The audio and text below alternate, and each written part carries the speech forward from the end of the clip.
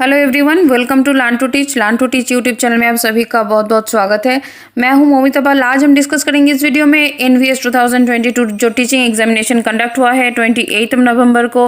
तो morning shift में जो टीजीटी जनरल पेपर में जो क्वेश्चन आया था इसी के ऊपर आज हम डिस्कस करेंगे विथ ऑफिशियल प्रोविजनल आंसर की। तो चलिए वीडियो को स्टार्ट करेंगे। स्टार्ट करने से पहले चैनल में अगर नए हैं तो उस चैनल को जरूर सब्सक्राइब कर लीजिए ऐसे ही इंपॉर्टेंट वीडियो का अपडेट पाने के लिए। साथ ही साथ बेल आइकन को प्रेस करना मत भूलिए इंपॉर्टेंट वीडियो अपलोड के साथ इमीडिएट नोटिफिकेशन पाने के लिए। वीडियो अगर पसंद आए तो वीडियो को लाइक ज़रूर करके रखिए, शेयर कीजिए, कमेंट कीजिए।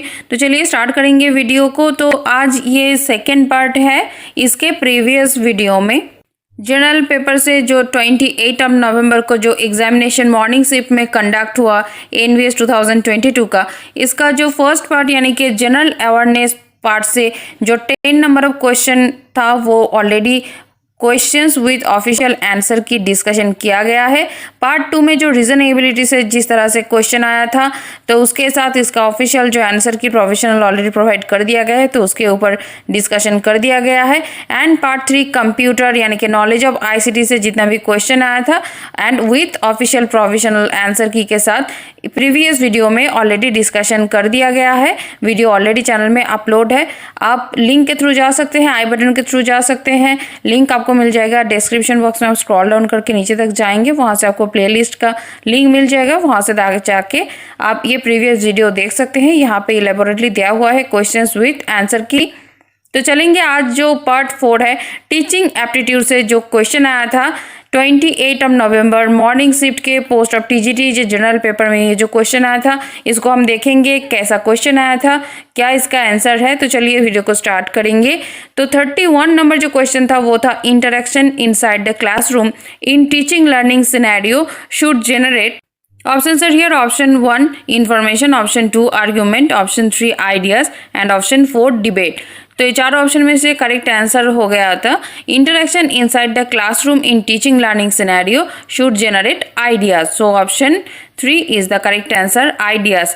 और एक इन्फॉर्मेशन आपके लिए कि आप में से अगर किसी कैंडिडेट को हिंदी वर्जन का क्वेश्चन चाहिए तो आप कमेंट सेक्शन में कमेंट भी कर सकते हैं, मेल भी कर सकते हैं, तो आपको वो भी अवेलेबल कर दिया जाएगा।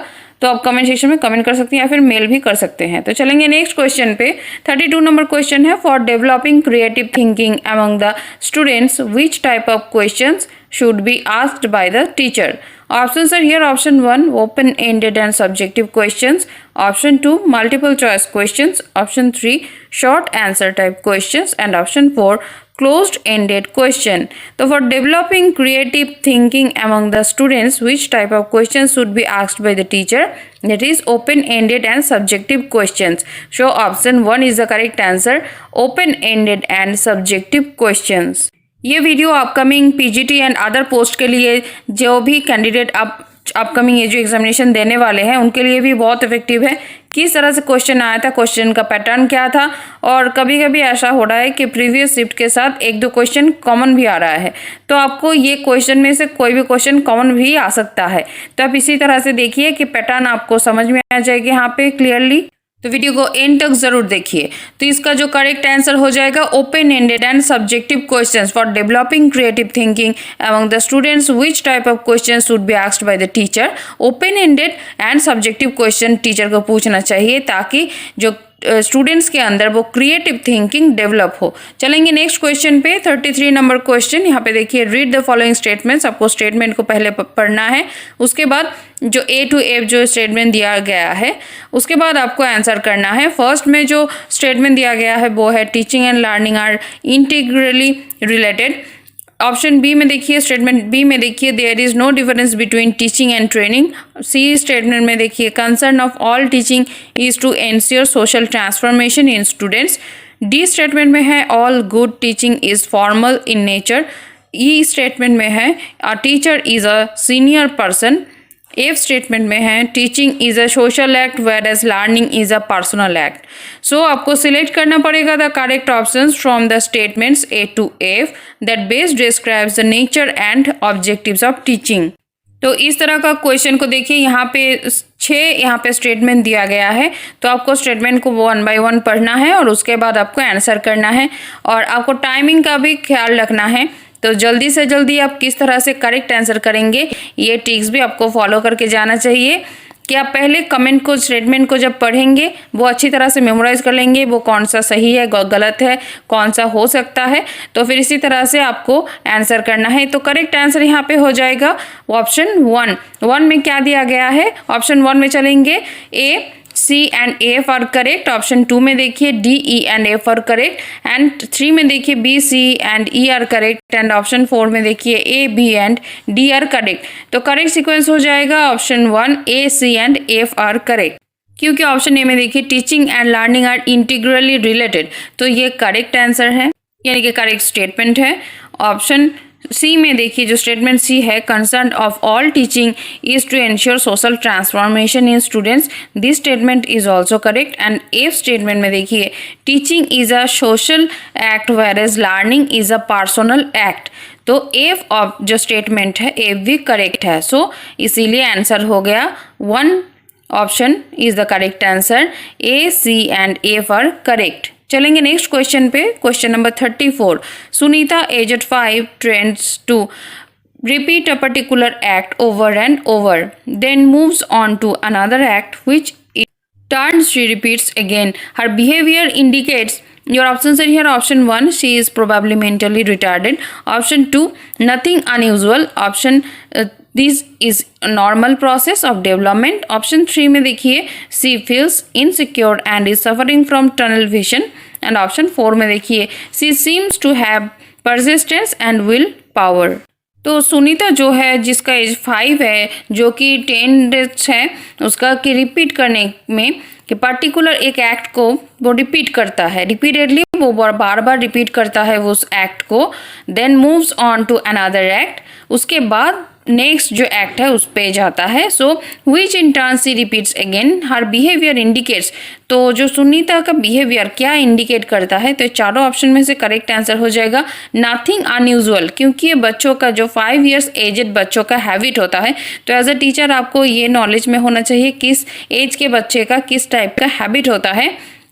तो इसीलिए देखिए एजेड 5 का जो इसमें कुछ भी अनयूजुअल नहीं है, 5 एज के स्टूडेंट्स के लिए ये काफ़ी नॉर्मल है कि एक एक्ट को बार बार करे, वो सक्सेसफुल होने के बाद वो नेक्स्ट एक्ट में फिर मूव फॉरवर्ड करे। तो option 2 will be the correct answer, nothing unusual, this is normal process of development. तो ये डेवलपमेंट का नॉर्मल प्रोसेस है, इसमें कुछ भी अनयूजुअल नहीं है। चलेंगे नेक्स्ट क्वेश्चन पे, 35 number question from the teaching aptitude of NVS 2022, 28 नवंबर में ये कंडक्ट हुआ था मॉर्निंग शिफ्ट में। तो 35 नंबर क्वेश्चन है, frustration of one's motive always results in, your options are here, option 1 increased motivation, option 2 personality distortion, option 3 increased tension, and option 4 downgrading self concept। तो चारों option में से देखिए कौन सा ऑप्शन सही हो जाएगा। Frustration of one's motive always results in increase tension, तो जब फ्रस्ट्रेशन किसी के मोटिव में जो रहता है तो ऑलवेज उसका रिजल्ट क्या होता है, इंक्रीज टेंशन, टेंशन बढ़ता ही जाता है। Option 3 is the correct answer. चलेंगे नेक्स्ट क्वेश्चन पे, 36 number question, in classrooms learning proceeds most effectively if there is dash by the teacher, तो select the correct option to fill in the blank. तो option पे चलेंगे, option 1 है exclusive motivation, option 2 rapid feedback, option 3 frequent questioning, and option 4 immediate recapitulation. तो classroom में learning process most effectively तब होता है जब क्या होता है, जब रैपिड फीडबैक होता है by the teacher. So correct answer हो जाएगा क्या, rapid feedback. Option 2 will be the correct answer, rapid feedback. So in classroom learning process most effectively if there is rapid feedback by the teacher. चलेंगे next question पे, 37 number question, for good teaching in the class first of all a teacher should be well aware. एक good teaching के लिए classroom में आप first of all एक teacher को किस तरह से अवेयर होना चाहिए। Your option are here, option 1 is of motivational techniques to be used in the class, option 2 में of response which is looking for in the class, and option 3 में देखिए of teaching learning material to be used in the class, and option 4 में है about what does he want to teach in the class. तो चारों option में से correct answer कौन सा हो जाएगा, option 4 about what does he want to teach in the class. तो टीचर को खुद को समझना चाहिए कि वो क्या टीचिंग देना चाहते हैं क्लास में, तो तभी जाके गुड टीचिंग हो सकता है क्लासरूम में। तो ये फर्स्ट जो नेसेसरी है एक टीचर के हिसाब से। तो चलेंगे नेक्स्ट क्वेश्चन पे। 38 number question is which one of the following is not a nature of teaching profession. आपको बताना है इनमें से टीचिंग प्रोफेशन का नेचर कौन सा नहीं होता है। Your option are here. Option 1 learner oriented, option 2 helping in being obedient to the governments, option 3 में देखिए डायनामिज्म एंड ऑप्शन 4 में है ह्यूमन।